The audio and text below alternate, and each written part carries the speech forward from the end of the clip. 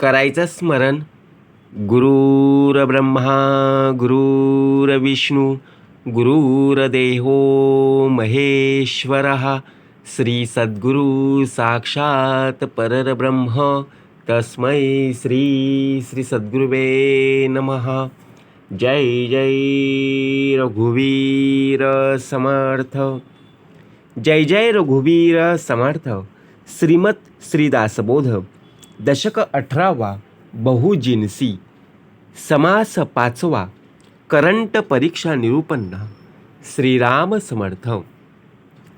धान्य उदंड मोजिले परी त्या मापे नाही भक्षिले विवरल्या विन तैसे झाले प्राणी मात्रांसी. जय जय रघुवीर समर्थ. श्री समर्थ कृपेने उत्तमाची सुरुवातच आपल्याला समर्थांनी प्रार्थनेने करून दिली. स्मरण केलं. गुरुर्ब्रह्मा गुरुर्विष्णू गुरुर्देहो महेश्वरा. तिघांच्या पलीकडे असणारा कोण? तर श्री सद्गुरु साक्षात परब्रह्म तस्मै श्री सद्गुरुवे नमः. कार्याला सुरुवात झाली. कार्याला सुरुवात होताच बघा झोप आली की नाही, आळस आला, कंटाळा आला. का? कारण विषय बघा, विषय वासनामध्ये आपला देह अडकला आहे, चिंतेमध्ये अडकला आहे, संशयामध्ये अडकला आहे. मग यातून आपल्याला बाहेर निघायचं आहे. समर्थाने आजचा हा समास आपल्यासाठी उत्तम प्रकारे प्राप्त करून दिलेला आहे. ज्या प्रकारे आपण प्रत्येक वेळेला लोकांची मतं ऐकायचो, लोकांची मतं ऐकता ऐकता घोषणासुद्धा देऊ लागलो, परंतु शेवटी हा जय आपल्याला ऐकायला मिळायचा. बरोबर की नाही? कुठलीही घोषणा देत असताना जय हा शेवटी ऐकायला मिळायचा. परंतु समर्थांनी आपल्याला एकदा नाही तर 2 वेळा जय दाखवलेला आहे. मग तो कोणाचा आहे जय? तर प्रत्यक्ष जर आपण पाहायला गेलो तर आपला जय आणि दुसरा म्हणजे अंतरीचा अंतरात्मा. जय जय रघुवीर समर्थ. सद्गुरू साक्षात आहे. आपण लोकांची मतं ऐकली, ज्याप्रमाणे लोक बोलायची त्याप्रमाणे आपण वागायचो, तसं करायचो, परंतु त्यातून काहीच प्राप्त झाले नाही. उलट आपल्याच अंगाशी यायचं. म्हणून समर्थ म्हणाले, श्रीमत खुद्द भगवंताचं मत, खुद्द भगवंताचं वचन, ज्याने संपूर्णपणे आयुष्याला एक प्रकारे नवीन वळण, एक प्रकारे नवीन अर्थ आपल्याला पाहायला मिळत असतो. या बोधातून प्रत्यक्षपणे दास कसा घडला जाईल ही संतांची शिकवण आहे, ही सद्गुरूंची शिकवण आहे. म्हणून दशक 18वा बहुजिन्सी. दशक 18वा 8 आणि 1 9. बघा उत्तमाचा समास आहे. बहुजिन्सी दशक. बहु म्हणजे काय? तर अनेक प्रकारे. जिन्सी म्हणजे काय? पदार्थ, वस्तू, गोष्टी, अनेक प्रकारे. आणि त्यातला समास 5वा करंट परीक्षा निरूपण नाम. आता करंट परीक्षा निरूपण म्हणजे काय? समर्थ म्हणाले करंट म्हणजे काय? तर सध्याचा चालू वर्तमान काळ. बरोबर. परीक्षा म्हणजे काय? आपली चाचणी, तपासणी. आणि निरूपण म्हणजे सविस्तरपणे स्पष्टीकरण किंवा वर्णन. जर प्रामुख्याने जर आपण पाहायला गेलो तर करंट परीक्षा निरूपण म्हणजे सध्याच्या परीक्षेचं सविस्तर वर्णन किंवा स्पष्टीकरण. बरोबर की नाही? आजकाल चालू असलेल्या परीक्षेबद्दल माहिती देणं, जसं की बघा पद्धत, प्रश्नांचा प्रकार काय असेल, महत्त्व काय असेल, तयारी कशी करावी, यालाच तर करंट परीक्षा निरूपण म्हटलं गेलं आहे ना. बरोबर की नाही? एखादी परीक्षा असेल ते विद्यार्थी कशा प्रकारे परीक्षेची तयारी करत आहे,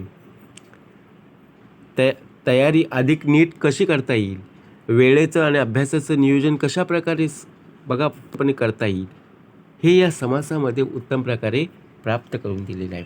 करूया श्रवण. श्रीराम समर्थ. धान्य उदंड मोजिले परी त्या मापी नाही भक्षिले विवरल्या विन तैसे झाले प्राणी मात्रांसी. आता आपण एखाद्या दुकानामध्ये जेव्हा आपण जातो तेव्हा एखादी गोष्ट असेल, एखादं धान्य असेल, तेव्हा आपण विकत घेत असताना ते डायरेक्ट देतात का हो? बघा पोतं भरलेलं असतं, त्या पोत्यातून बघा ते प्रत्यक्ष माप घेऊनच ते दिलं जातं ना. का डायरेक्ट दिलं पिशवी भरून? नाही आहे.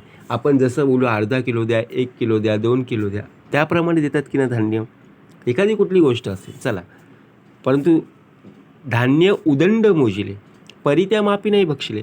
मापाने उदंड धान्य मोजले जाते, पण माप त्यातील काहीच खाऊ शकत नाही. त्याचप्रमाणे जे श्रवण केलं जातं, विवरल्या विन तैसे झाले प्राणीमात्रांसी, त्याच मनुष्य देहाने जर मनन केलं नाही तर त्याचा काहीच उपयोग होत नाही. आता विचार जर आपण केलं, धान्य उदंड मोजिले परी त्या मापी नाही बक्षिले. आपण उत्तम प्रकारे एखादा आपला बघा, ज्याप्रमाणे दुकान असतं, बरोबर की नाही, त्या दुकानामध्ये अनेक प्रकारचे धान्य आहेत, अनेक प्रकारच्या गोष्टी आहेत, अनेक प्रकारच्या वस्तू आहेत. जर आपण कोणाला उत्तम प्रकारे दिलं, बघा 1 किलो असेल, अर्धा किलो असेल, जी काही वस्तू असेल, बरोबर आपण त्यांना दिली, त्यांनी ती वस्तू घेता बघा प्रत्यक्षात आपल्याला त्याचे पैसेसुद्धा देतात. परंतु त्यातले पैसे जर आपण खर्चच केले नाही, आपल्याला खूप भूक लागलेली आहे परंतु आपल्याला काही खाता आलं नाही, बरोबर की नाही, आपल्याला काही दुसरं विकत घेता येऊ शकलं नाही, मग उपयोग काय? मग त्याचप्रमाणे विवरल्या विन तैसे झाले प्राणीमात्रांचे. आता एवढं मोठं कार्य आहे, उत्तम प्रकारे श्रवणाचा भाग आहे. जे श्रवण केलं जातं ते ऐकलं, परंतु त्या श्रवणाचं जर मनन केलं नाही तर उपयोग काय?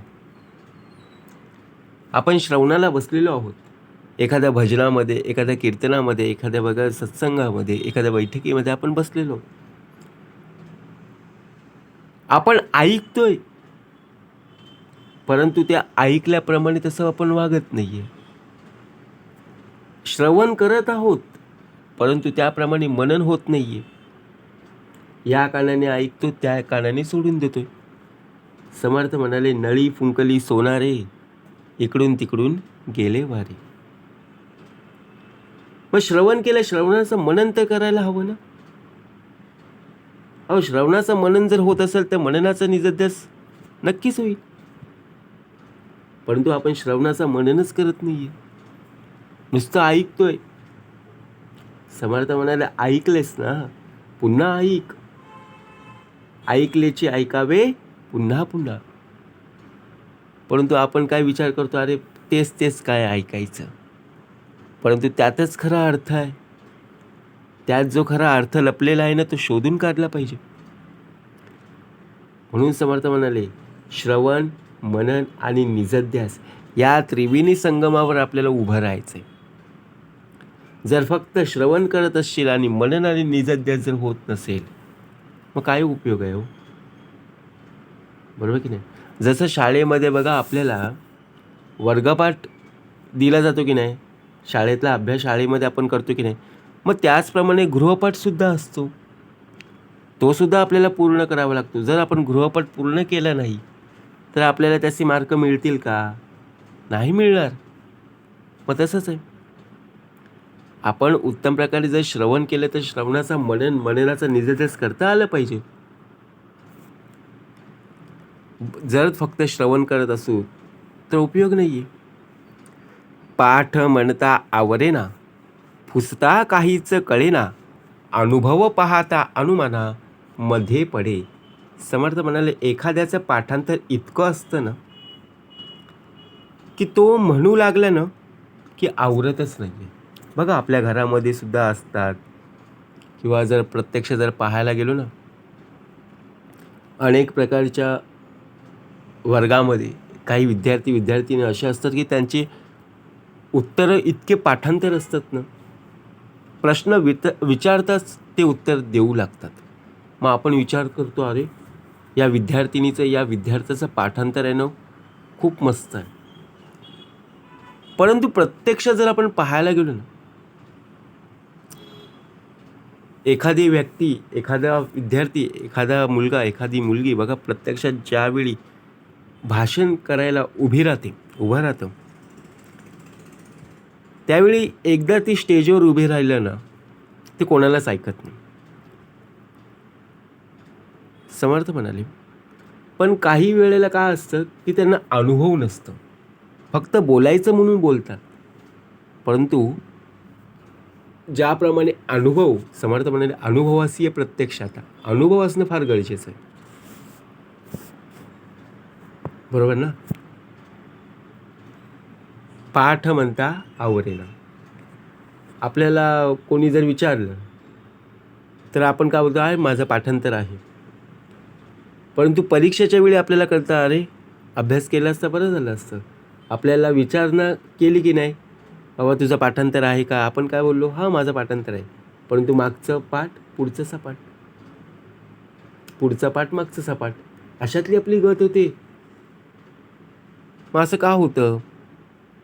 समर्थ म्हणाले कारण अनुभव नाही. म्हणून अनुभवासीय प्रत्यक्ष आता. बरोबर ना? म्हणजे विचार जर आपण केला तर शब्दरत्ने परीक्षावी, प्रत्ययाची पाहून घ्यावी, येर ते अवघे सांडावी एकीकडे. आता शब्दरत्ने परीक्षावी. शब्दाला रत्न बघा प्रत्यक्षात कसा भाग दिलेला. पाठांतर करतानाही शब्दरूपी रत्नांची नीट परीक्षा करता आली पाहिजे. शब्द हे रत्नांसारखे.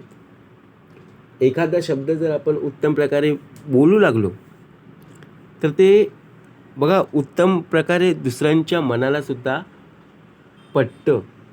परंतु काही वेळेला असे शब्द आपण वापरतो ना, ज्या वेळेला बघा एखादा आपण बोलत असतो एखाद्या विषयावर, त्यावेळी ते शब्द समोरच्या व्यक्तीला लागतात, वेदना होते, त्यांना सहन होत नाही. मग आपण विचार करतो असं कसं झालं? मग शब्दरत्ने परीक्षावी, प्रत्ययाची पाहून घ्यावी. जे अनुभवाचे बोल असतील ना तेवढंच बोलता आलं पाहिजे. जेवढं आपल्याला बोलायला सांगितले ना तेच बोलता आलं पाहिजे. जर आपण बघा काही न सांगता जर आपण बोलत गेलो, ऐकणारे ते पाहिजेत ना. अहो आपण बोलतोय परंतु समोरचे खुर्च्या तर रिकाम्या दिसत आहेत. म्हणून एर ती अवघे सांडावी एकीकडे. म्हणून अनुभवाचं जे काय आहे ते बोल आणि इतर सर्व एकीकडं सोडून दे. नाव रूप अवघे सांडावे, मग अनुभवास मांडावे, सार असार एकची करावे, हे मूर्खपण. समर्थ म्हणाले नाव रूप अवघे सांडावे. आता प्रत्यक्ष जर आपण विचार केला, नाव रूप अवघे सांडावे, सार आणि असार या गोष्टींवरून आपलं नाव ठरत असतं. जर तुझ्या मनात चांगले विचार असतील, चांगल्या कल्पना असतील, चांगले विचार असतील, चांगल्या युक्त्या असतील, तेव्हा तुझं नाव नक्कीच या जगामध्ये उत्तम प्रकारे पाहायला मिळेल. पण तू असार घेत असशील, जे चांगलं आहे ते सोडून बघा वाईट आहे ते घेत असशील, मग असार एकची करावी, हे मूर्खपण आहे. ते कशाला आपण जवळ करायचं आहे? एवढे चांगल्या गोष्टी असताना वाईट गोष्टींकडे आपला देह का जातो? हे समजून पाहणं गरजेचं आहे. बरोबर की नाही?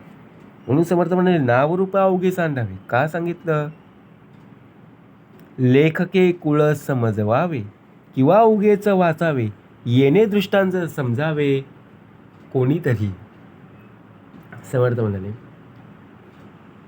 खत म्हणजे पत्र वगैरे निरक्षर शेतकरी वगैरेंना नीट समजावून द्यावे. हे बरं, न समजावचं उगीच वाचणं. मनुष्यदेहाने काय ते समजून घ्यावे.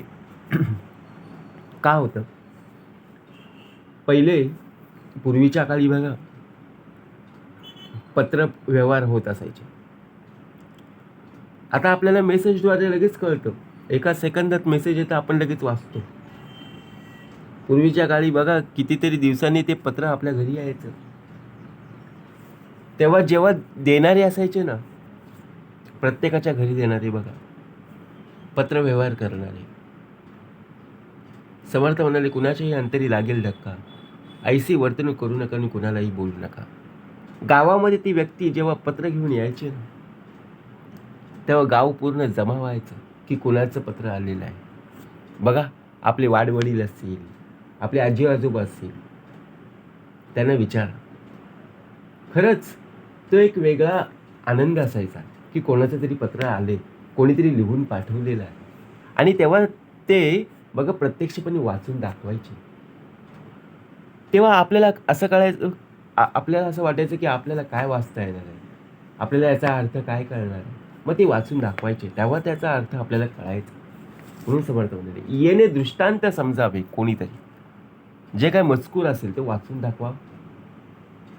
जेथे नाही समजावीस तेथे अवघी कुसमुस, फुसो जाता वसवस वक्ता करी. समर्थ म्हणाले, जेथे लोकांना नीट समजावून सांगणं वक्त्याला जर जमत नसेल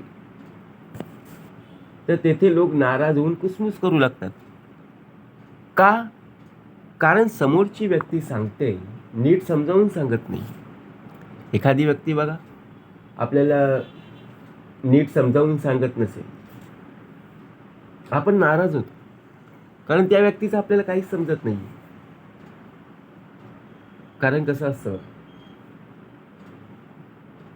शाळेमध्ये आपण असताना प्रत्येक उदाहरण आपल्याला समजत नसायचं. जे समजायचं तेव्हा तो दिवस आपला उत्तमाचा जायचा. परंतु जेव्हा आपल्याला समजत नसायचं ना, तेव्हाच बरोबर बघा ते प्रश्न असतील ते आपल्याला विचारायचे. पण आपण काय विचार करतो, आणि मला हा प्रश्न समजलाच नाहीये, आता याचं उत्तर काय देणार. किंवा एखादी व्यक्ती जेव्हा आपल्याला बाजारात भेटते, रस्त्यामध्ये भेटते, तेव्हा ती व्यक्ती बघा एखादा मजकूर सांगते, एखादी माहिती सांगते, तेव्हा आपल्याला ते समजत नाहीये. कारण का? समोरच्या व्यक्तीने काय सांगितलं, कशा प्रकारे सुरुवात केली, त्याचं आपल्या डोक्यामध्ये विचार चालू असतात की जी व्यक्ती बोललेली आहे ती काही कळलं नाही. आणि मग विचार करू लागल्यानंतर फक्त काय होतं, चिडचिड होत असते. म्हणून समर्थ म्हणाले, नाना शब्द एकवटिले, प्रचिती विन उपाव केले, परीती अवघेची व्यर्थ गेले फडप्रसंगी.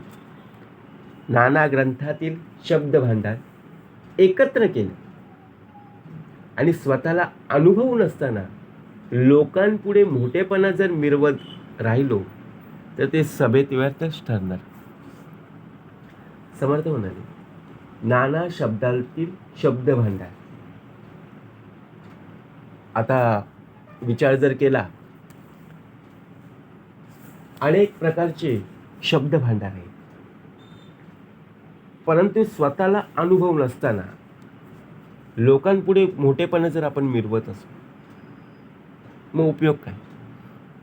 मीपणा आणायचाच नाही, अभिमान तर नसावाच. समर्थ म्हणाले, अभिमान उठे मत्सर, मत्सरे तिरस्कार, पुढे क्रोधाचा विकार प्रबळे. पसे वरी वैरण घातले, तातडीने जाते ओढिले, तेने पीठ बारीक आले हे तो घडेना. जात्यात पशापेक्षाही अधिक धान्य एका वेळी घालून तातडीने घाईघाईने केले जाते. आणि बारीक पीठ दळलं गेलं. बघा प्रत्यक्ष जर आपण पाहायला गेलो ना, पूर्वीच्या काळी पाहायला गेलो तर चक्की असायची का हो? आपण जायचो ना चक्कीवर, चला तांदूळ घेऊन जाऊया, गहू घेऊन जाऊया. पहिले तर ते धान्य आहे ना आपल्या घरामध्ये ते उखळसारखं असायचं, माहिती, घरामध्ये एक खड्डा असायचा, प्रत्येकाच्या घरामध्ये असायचाच. विचार करा, जर असेल तर नक्कीच. आणि त्या घरामध्ये उत्तम प्रकारे जे धान्य असायचं त्यामध्ये बघा ते जातं असायचं, बरोबर, ते लाकडी जातं, दगडाचं जातं असायचं, आणि ते लाकडाने बघा गोल गोल फिरवायचं. काय एक एक दिवस आठवावं, का व्यायाम व्हायचं ना. आता फक्त आपण पिशवी घेऊन जातो, ठेवतो आणि येतो. परंतु पहिले अधिक धान्य असायचं तरी सुद्धा कंटाळा येत नव्हता.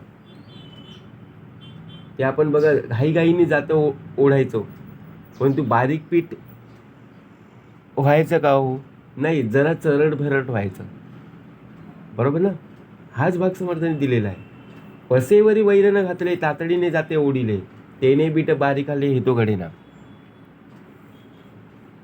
घासा मागे घास घातला, अवकाश नाही चावायला, अवघा बोकना भरीला पुढे कैसे. समर्थ म्हणाले, घासामागे घास घातला, एवढी घाई? अहो, आयुष्य एकदाच आहे, भूक लागलेली आहे, बरोबर आहे, परंतु एखादं काम ज्यावेळी असतं, कोणी बोलवायला आलं की बघा, घासामागे घास घातला, एवढं आपल्याला कुठे फास्ट जायचं आहे, सावकाश खा, तुला जिथे पोचायचं तिथे बरोबर पोचशील.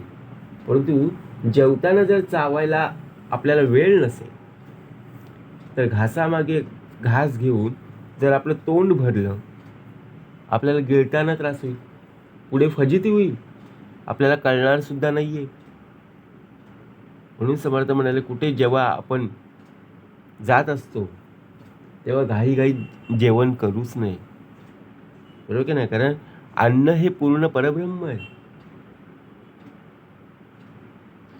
एका फडणीसीचे लक्षण, विरंग जाऊन दीक्षण, समस्यांचे अंतकरण सांभाळीत जावे. समर्थ म्हणाले, आता फडणीशीचे लक्षण नीट काळजीपूर्वक आहे. फडणीसाने एका क्षणही व्यर्थ जाऊ देऊच नये, कारण सर्व लोकांचं अंतकरण त्याने सांभाळीत असावे. कारण बघा, एखादा ऑफिस असेल, एखादा कार्यालय असेल, त्या कार्यालयामध्ये अनेक प्रकारचे लोक काम करत असतात, परंतु त्यांना सांभाळ करणारं दुसरं कोणतरी असतं ना. एखादी कंपनी चालवतो, एखादी कंपनीचे मॅनेजर असतात, बरोबर की नाही? मालक असतात, ते आपल्याला काय करत असतात? पैसे पुरवत असतात, जेवढं तुम्ही काम केलं तेवढं ते देत असतात की नाही? तसंच आहे. सूक्ष्म नावे सुखे घ्यावी, तितके रूपे ओळखावी, ओळखून समजवावी श्रोतयांसी. समर्थ म्हणाले, ज्याप्रमाणे आपण जर विचार केला की सूक्ष्म नावे सुखे घ्यावी, वक्त्याने अध्यात्माचं निरूपण करताना सूक्ष्म तत्वांची नावं खुशाल घ्यावी. अध्यात्माचं निरूपण करायचंय, आता सूक्ष्म तत्व, पण त्याने त्यांचं रूपही स्वतः नीट ओळखायला हवं ना, आणि नंतर मग श्रोत्यांना ते नीट समजावून सांगायला हवं. आपल्या जर एखाद्या गोष्टीची माहिती नसेल ना, तर खरंच सांगू नका. माहिती नसेल तर, आणि जर माहिती असेल तर स्पष्टपणे सांगा, जेणेकरून त्यांना समजेल. परंतु एखादी माहिती जर नसेल आणि आपण जर त्यांना समजावायला गेलो तर आपल्याला काहीच कळणार नाही आणि समोरच्या व्यक्तीला सुद्धा कळणार नाही. समशा पुरता सुखी होती, श्रोते अवघे आनंदती, अवघे क्षणाक्षणा वंदिती गोसावियांसी. समर्थ म्हणाले, जर पाहायला गेलो, आपापल्या शंकाचं किंवा समस्यांचं समाधान झाले की श्रोते सुखी होतात. आपल्याला जेवढं संकट असतात ना, ते संकट निघून गेलं, एखाद्या कार्य आपल्या मनाप्रमाणे जर झालं तर समाधान होतं, मग आपण सुखी राहतो. पण सर्व श्रोत्यांना आनंद होतो की नाही? तसंच सर्व वारंवार वक्त्याला वंदन करू लागतात. जर प्रत्यक्षात आपण पाहायला गेलो तर एखादी गोष्ट आपल्या मनाप्रमाणे जर घडली नाही, आपण काय विचार करतो, अरे ही माझ्या मनासारखी घडली नाही, मग आपण सुखी राहू का, समाधानी राहू का? नाहीये. म्हणून प्रत्यक्षात जर आपण पाहायला गेलो ना,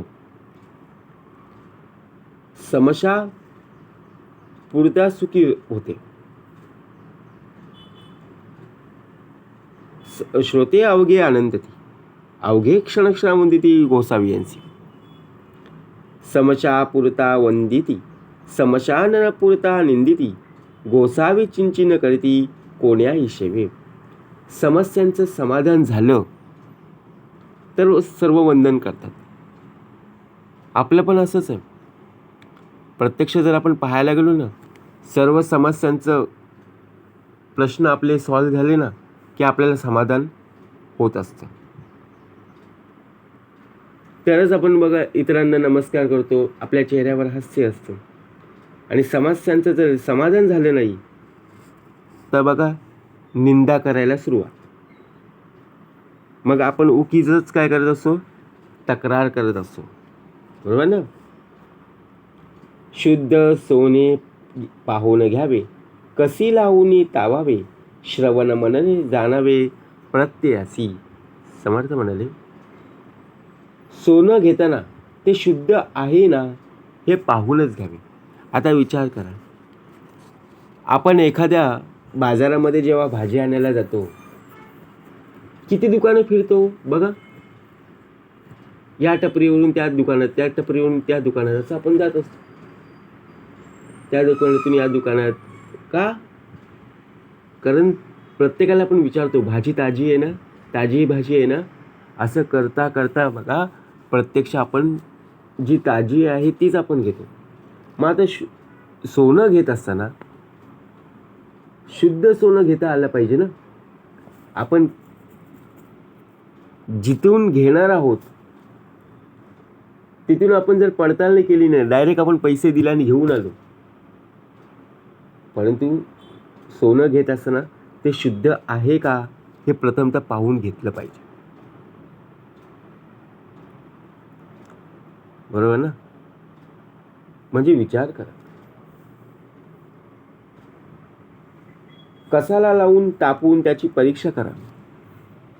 तो काशाचा दगडसारखा असतो बघा. आपण एखाद्या अंगठी घेऊन गेलो, चैन घेऊन गेलो तर ते पहिले दगडाची इथं असं घासतात की बाबा सोनं आहे का. बरोबर की नाही. मग ते तपासणी करतात, चाचपणी करतात, परीक्षा घेतात. आणि त्याचप्रमाणे बघा श्रवण मनन केलेले असेल तर अनुभवाच्या कसोटीवर पारखून घ्यावे. साक्षात अनुभव घेऊन त्यासंबंधी निश्चय करावा. श्रवण मनने जाणावे प्रत्ययासी. का सांगितलं भाग? कारण प्रत्यक्ष जर आपण पाहायला गेलो, एखाद्या भाजीची बघा प्रत्यक्ष आपण बाजारामध्ये जात असतो तेव्हा शुद्ध ताजी भाजी आहे का हे जसं आपण पडताळणी करतो. एखाद्या दुकानात जेव्हा जातो तेव्हा मिठाईच्या दुकानामध्ये गेलो ना तर आपण टेस्ट करतो. बरोबर की नाही. हे ताजं आहे का बघू दे, जरा टेस्ट बघू दे कशी लागते. तसं सोन्याचं आपण टेस्ट करू शकतो का बघा? नाही ना. म्हणजे विचार जर केला, शुद्ध सोने पाहून घ्यावे, पाहिलं पाहिजे.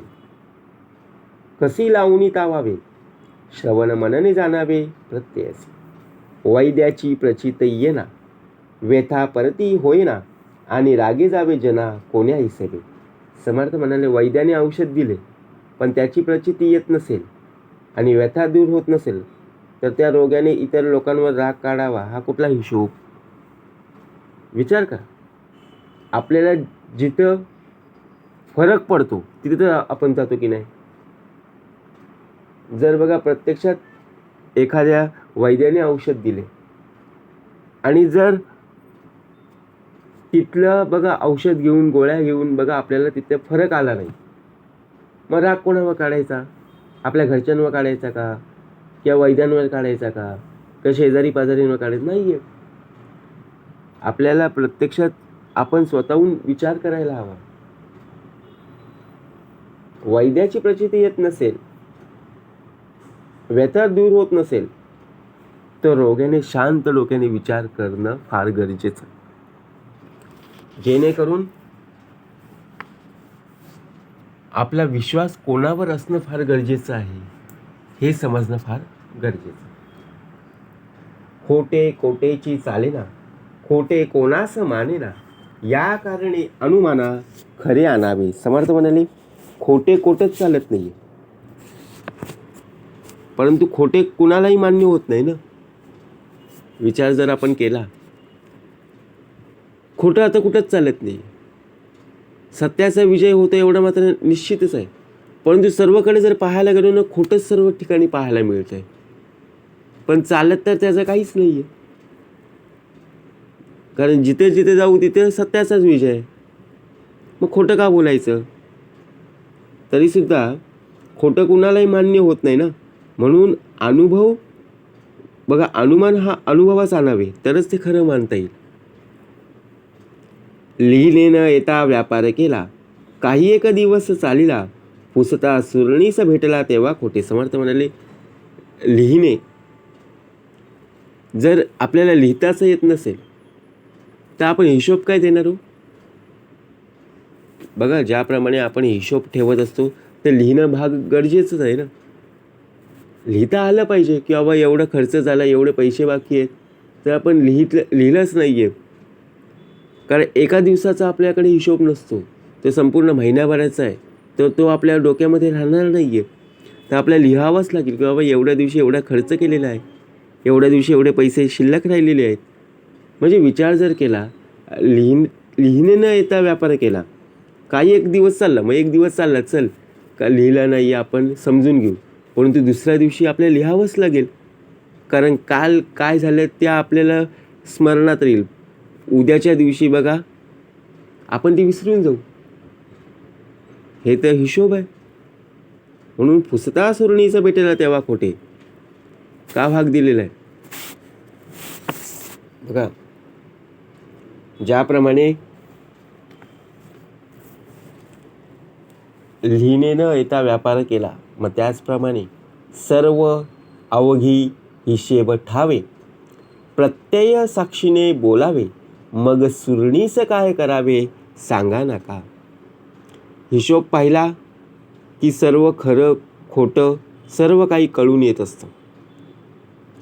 त्यावरून आपण बोध घेतला पाहिजे की अनुभवावरून त्याच्या साक्षीने आपलं म्हणणं मांडता आलं पाहिजे. हिशोब जर नीट ठेवलेले नसतील तर हिशोब तपासणीस तरी काय करू शकतो विचार करा. जर आपण उत्तम प्रकारे लिहित नसू, काय खर्च केले, किती पैसे आहेत, ते जर आपण नीट विचार जर केलाच नाही, उत्तम प्रकारे लिहिलं नाही, तर समोरची जी व्यक्ती हिशोब तपासणीस आहे त्या व्यक्तीला काय कळणार आहे त्याने काय हिशोब दिलेला आहे, किती पैसे याच्याकडे राहिलेले आहेत, कशावर खर्च केलेला आहे. बरोबर ना.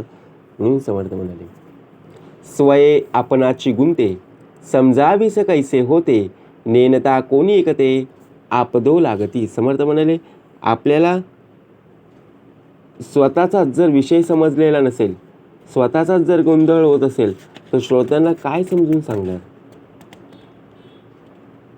आपल्याला जर स्वतःचाच विषय समजत नसेल, म्हणजेच काय, आपण जे काही लिहिलेलं आहे ते आपल्यालाच नंतर समजत नसेल, मग आपलाच गोंधळ होतो. मग स्वतःचा गोंधळ झाला की दुसऱ्यांवरती राग काढून उपयोग आहे का. स्वया आपणाची गुंती, आपण त्याच्यामध्ये गुंतलो, मग समजावीचं कैसे होते, नेनता कोणी एकते आपदू लागती ना.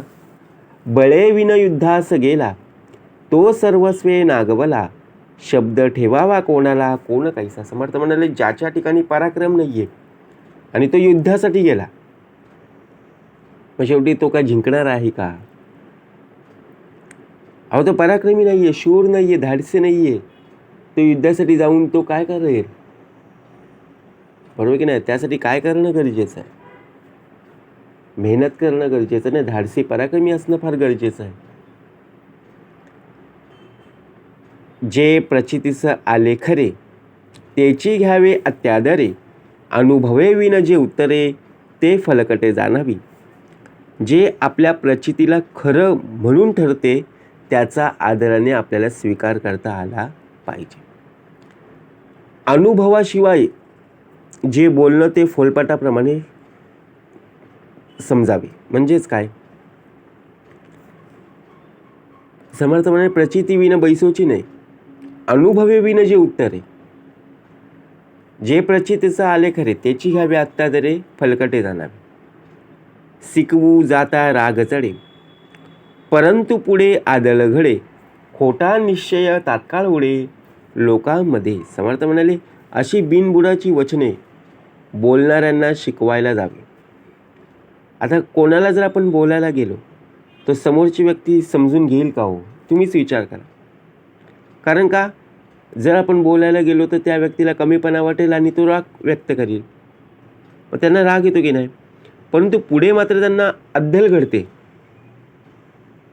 लोकांमध्ये खोट्या गोष्टी खऱ्या किती सांगितल्या ना तरी त्या टिकू शकत नाही.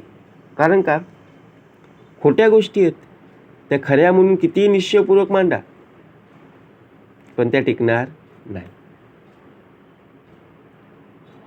एखादी व्यक्ती ज्यावेळी आपल्या बघा घरामध्ये असते, आपल्याला वाटतं की बाबा या व्यक्तीला असं असं जर सांगितलं ना तर ते आपलं ऐकेल. मग आपण खोटं बोलायला सुरुवात करतो. परंतु खोट्या गोष्टी जरी आपण सांगत बसलो,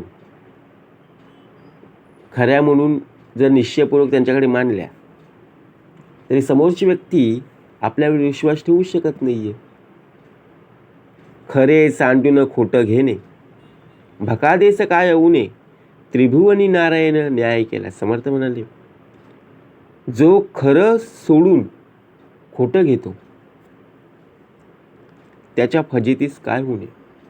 आयुष्यात असे कितीतरी आपल्याला पाहायला मिळतात जे खरं सोडून बघा खोटे प्रत्यक्षपणे घेत असतात, खोटं बोलतात, परंतु प्रत्यक्षात जर पाहायला गेलो ना शेवटी फजितीच आहे हो. त्रिभुवनात नारायणानेच हा न्याय केलेला आहे. खोटं कधी टिकून राहत नाही. तो न्याय सांडिता शेवटी, अवघे जगाची लागे पाटी, जनी भंडभंडू हिंपुटी किती व्हावे. समर्थ म्हणाले, तो न्याय जाणून घेतला नाही आणि खोटेच उचलून धरले तर शेवटी लोक सर्व त्याच्याच पाठी लागतात. कारण का, ती व्यक्ती खोटं बोललेली आहे. लोकांशी भांडता भांडता तो अगदी बघा प्रत्यक्षपणे व्याकुळ झालाय. एकदाच व्यक्ती ती खोटं बोलली, लोकांनी बघा प्रत्यक्षपणे काय केलं, उचलून धरलेलं आहे. अन्याय बहुतांश पुरवले, हे देखिला न ऐकिले, वेडे उगाची भरी भरले असत्याचे. अन्यायाने कुणाचं भलं झालंय हो? प्रत्यक्षात आपण एकमेकांवर काय करत असतो, अन्याय करत असतो. परंतु अन्याय होत असताना बघा त्यातून भलं कोणाचं झालंय का? नाहीये. मग आपण समजून घेतलं पाहिजे, असं कधी पाहिलेलं नाहीये, ऐकलेलं नाहीये. मग पण वेडे लोक उगीच असल्याचे बघा प्रत्यक्षपणे भासवतात की नाही. मग आता समजून घ्यायला हवं की खरंच अन्यायाने कोणाचं भलं झालेलं नाहीये. काय झालंय, असत्य म्हणजे त्याची पाप, सत्य जाणावे स्वरूप, दोहींमध्ये साक्षेप कोणाचा करावा. आता प्रत्यक्षात जर आपण पाहायला गेलो, असत्य हेच पाप होय, सत्य हेच सस्वरूप आहे. या दोन्हीमध्ये कोणाचा साक्षेप करता यायला हवा. आता आपण पाहतो की बाबा असत्य हे पाप आहे, तरी सुद्धा आपण खोटं का बोलतो. मग सत्य हे सस्वरूप आहे, मग सत्याच्या मार्गावर का उभं राहत नाहीये. आपण स्वतःहून पाहायचं, पाहावे आपल्याशी आपण. मायेमध्ये बोलणे चालणे साचे, माया नसता बोलणे कैचे, या कारणे निशब्दाचे मूळ शोधावे. समर्थ म्हणाले, आपलं बोलणं चालणं हे सर्व मायेमध्ये खरं असतं. म्हणजे याला केवळ व्यावहारिक सत्ता आहे. मायाच नाहीशी झाली की बोलणं चालणं कुठलं. पारमार्थिक दृष्ट्या जर विचार केला तर पारमार्थिक हे सत्य आहे. मग जे झालेलंच नाहीये त्यातला व्यवहार कसा सत्य होईल. म्हणजे निशब्दांचं म्हणजे शब्दातीत परब्रह्माचं मूळ आपल्याला शोधता आलं पाहिजे. आता विचार करा, आता परमार्थिकदृष्ट्या जर आपण विचार केला तर सत्याच्या मार्गावर आपला देह असणं फार गरजेचं. वाचांश जाणुनी सांडावा, लक्षांश विवरोने द्यावा, या कारणे निशब्द मुळाचा गोवा आढळे ना. समर्थ म्हणाले, अध्यात्म निरूपणातील वाच्यांश जाणून घेतला पाहिजे, मग त्याचा त्याग करता येईल. आणि लक्षांशाची विवरण करून तो घ्यावा, म्हणजे निशब्द म्हणजे मूळ परब्रह्म, आणि त्याविषयी काहीच घोटाळा उरणार नाही. अष्टदा प्रकृती पूर्वपक्ष, सांडून अलक्षी लावावे लक्ष, मनने सील परमदक्ष तोची जाणे. अष्टदा प्रकृती पूर्वपक्ष म्हणजे लटकी किंवा मिथ्या समजून तिचा निराश करावा आणि अलक्ष जे परब्रह्म त्याच्याकडे लक्ष लावावे. अशा रीतीने जो अत्यंत सावधपणे मनन करतो ना, तोच स्वानुभवाने त्या परब्रह्मास जाणत असतो. पिंडी नित्य विवेक, ब्रह्मांडी सारासार अनेक, सकळ शोधून या एक सार घ्यावे. मनुष्य देहाने नित्य विवेकाने पिंडाचा निराश करावा आणि नाना प्रकारे सारासार विवेक करून ब्रह्मांडाचा सुद्धा निराश करता आला पाहिजे. सर्व गोष्टींचा शोध घेऊन एकच सार जे परब्रह्म आहे ते घेता आलं पाहिजे. मायेकरिता कोणी एक, अन्वय आणि व्यतिरेक, ते माया नसता विवेक कैसा करावा. माया आहे म्हणून अन्वय म्हणजे उभारणी आणि व्यतिरेक म्हणजे संवारणी, अशा प्रकारे दोहोंचा विचार करावा लागतो. जेथे मायाच नाहीशी होते तेथे अन्वय व्यतिरेकाच्या विवेकाचं प्रयोजनच उरत नाही. आणि मायाच नाहीशी होऊन बघा प्रत्यक्षात ते माया नसता विवेक कैसे करावा, मग विचार कोणाचाच राहत नाही ना. तत्वे तत्व शोधावे, महावांकी प्रवेशावे, आत्मनिवेदन पावावे, समाधान.